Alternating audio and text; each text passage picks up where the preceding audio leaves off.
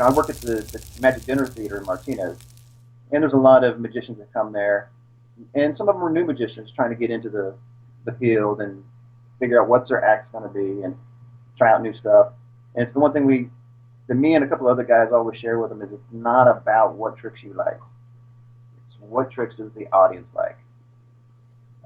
I do an effect in my act that me personally, when I've seen it done in the past, I've always disliked it. It's called the Q&A. People have written things down about themselves. To me, whenever I saw that in an act, I was always, who cares? However, the reactions you get from the audience are incredible.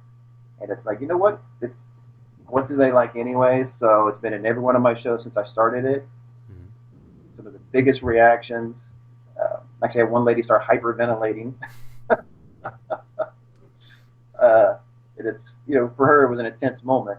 Again, someone's in her head and, revealing this memory she had about when she was younger. So again, what is the audience like? What do they find entertaining? Not necessarily you as the entertainer.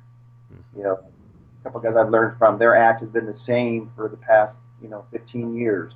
Their act has never changed, and for them, they're almost bored when they're doing it. But there's no doubt to how the audience reacts to that.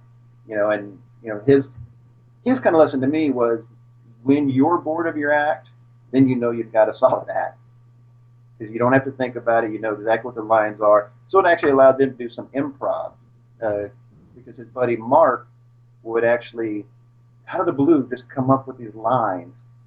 And Rich would just lose all composure and just be in the corner laughing as Mark's going on one of his little tirades. But they knew exactly how to get back on track. Because after all those years, you know exactly what you're doing. So it's kind of interesting to see that, that kind of comment was, they've never changed their act in all these years. It's always the same act, and they're bored of it. But the audience loves it, and they keep doing it, and they have fun.